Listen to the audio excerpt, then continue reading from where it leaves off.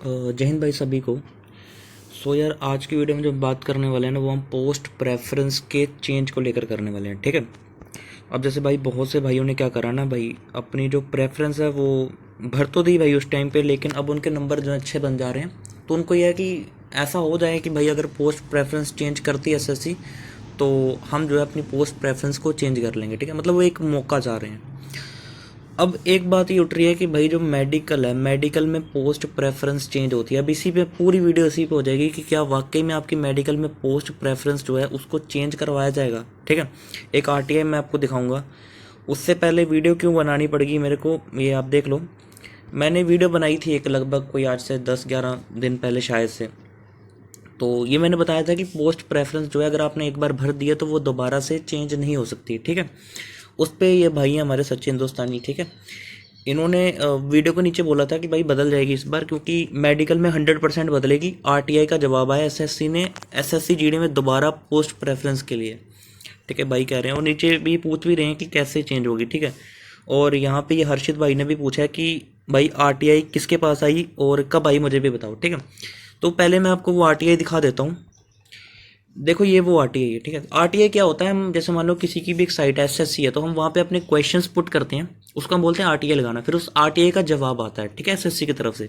बहुत सी ये आरटीआई आपने देखी होगी कि लोग लगाते हैं कि भाई फॉर्म कितने भरे गए, तो वो आरटीआई का ही रिजल्ट आता है जिसमें पता चलता है कि इतने फॉर्म इस बार कैटेगरी वाइज भरे गए हैं। फिजिकल कितने बच्चे पास कर रहे हैं वो भी आरटीआई आती है। तो एक आरटीआई ये है। और मैं आपको एक चीज़ बता दूं कि ये आरटीआई कब की है भाई, 14/1/2020, 14/1/2020 की ये आरटीआई है जो बताई जा रही है, ठीक है। और 21 अगर आप जाते हो मतलब जैन में, ठीक है, 14 जैन 2020 और 14 जैन 2021 एक साल, 14 जैन 2022 2 साल, 14 जैन 2023 3 साल। और ये अगर आप जून के 14 तक पहुंच जाओगे तो 5 साल आप एक्स्ट्रा कर लो, 5 महीने एक्स्ट्रा कर लो, यानी कि आपके 3 साल और लगभग 5 महीने आप लगाकर चलो, ये आपकी आरटीआई पुरानी है, ठीक है। पूछा क्या गया था इसमें, पूछा गया था sir I want to know that the change of the SSC GD post preference है, I want to know that the change of, ठीक है। फर्स्ट पूछा गया था इसमें how many times I can change the post preference, if change the post preference may be change in document verification time. This now this process continue to document verification but tender not provide any form to change post preference, please tell me sir, ठीक है।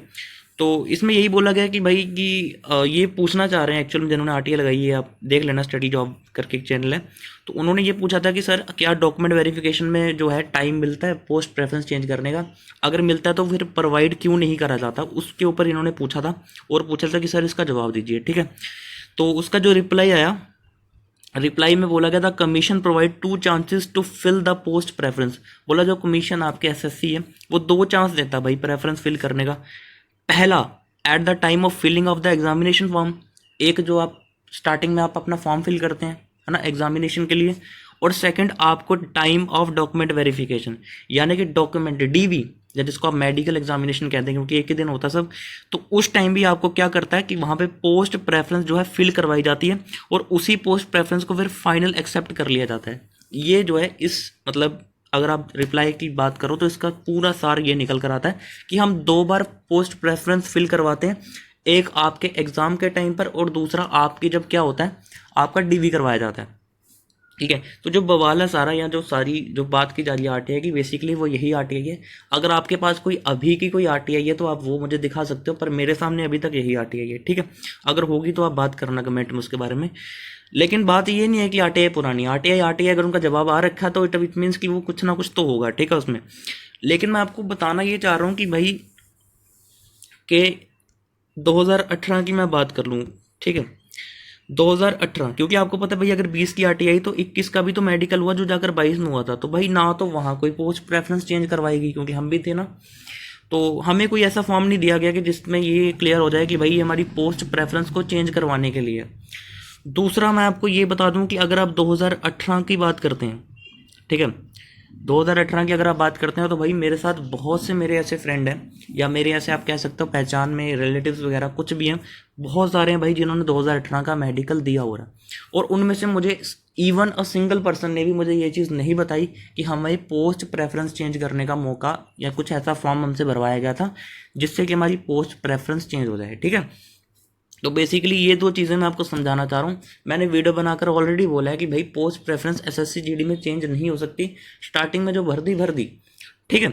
अब आप CGL का अगर आप ले लो कि CGL में चेंज करवाएगी, देखो वो चेंज नहीं करवाई गई, बेसिकली वो फिल करवाई गई है। उनको अभी चांस मिला है, उनका जब एग्जाम हो गया, सब कुछ हो गया, तब उनको चांस मिला कि अब आप क्या कर लो, अपनी प्रेफरेंस फिल कर लो, ठीक है। वो दोबारा नहीं भरवाई है, वो उनको एग्जाम के बाद ही उनको चांस मिला है, ठीक है।